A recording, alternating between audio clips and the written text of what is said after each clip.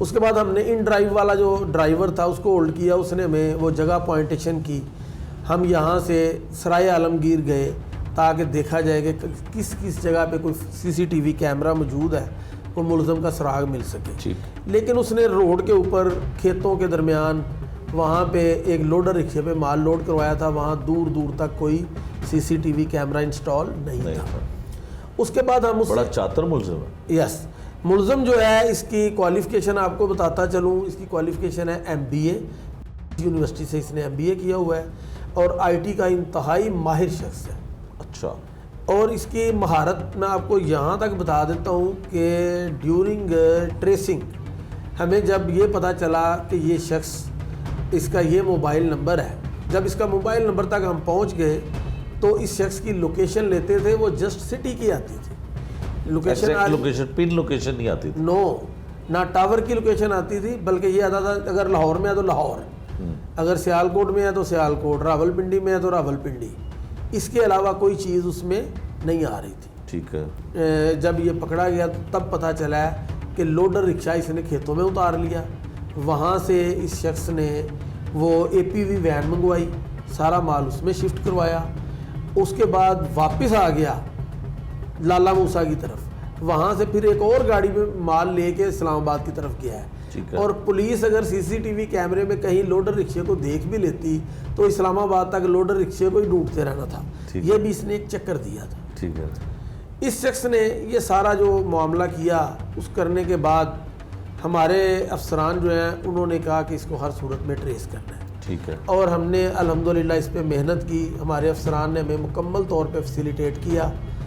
اب اس کو ٹریس کرنے کے لیے ہمارے پاس جتنے راستے تھے بظاہر, ہم نے جو اسلم جعلی بنا ہوا تھا, جو اوریجنل اسلم خان تھا, اس نے ہمیں جو FIRs دیں وہ ہم نے چیک کی, ان کو منیوٹلی چیک کیا تو ہر FIR میں سیپریٹ موبائل نمبر سے اور سیپریٹ موبائل فون سیٹ سے یہ سارا دھندا کیا گیا تھا, یہ واردات کی گئی تھی. ٹھیک ہے.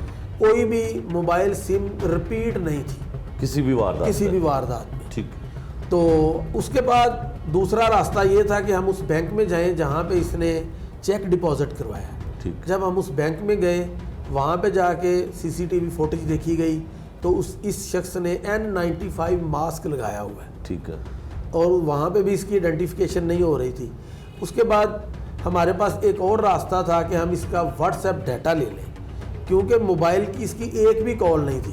تمام کالیں اس نے ان ڈرائیو والے کو بھی اور کمپلیننٹ کو بھی واٹس ایپ کی ہوئی تھی. ٹھیک ہے. جب ہم نے اس کی ریکویسٹ بنائی, افسران کو دی, انہوں نے کہا جی کہ یہ پولیس کی ایکسیس جو ہے وہ واٹس ایپ ڈیٹا تک نہیں ہے. ٹھیک ہے. تو آپ کو اس کے علاوہ اور جو وے ہے وہ یوز کرنا پڑے گا.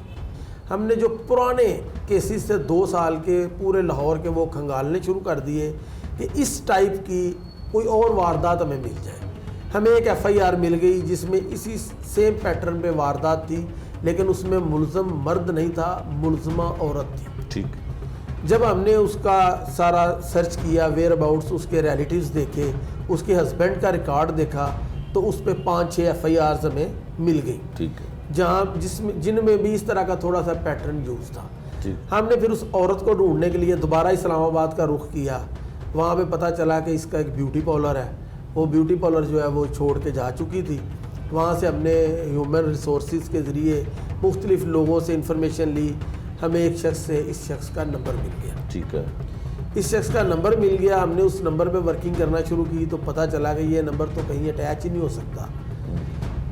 پکڑے جانے کے بعد اس نے بتایا کہ جس شخص سے آپ نے میرا نمبر لیا تھا اس نے مجھے انفارم کر دیا تھا کہ آپ کے پیچھے لاہور پولیس لگی ہوئی ہے. تو میں نے اس کو کہا تھا کہ مجھے تو آج تک FIA نہیں پکڑ سکی, لاہور پولیس تو میری ہوا تک بھی نہیں پہنچ سکتی, اس لیے نہ میں نے موبائل چینج کیا نہ میں نے اپنی سم چینج کی. ٹھیک ہے. اور وہ بڑا مطمئن تھا, لیکن ہم نے الحمدللہ اس پہ ورکنگ کی.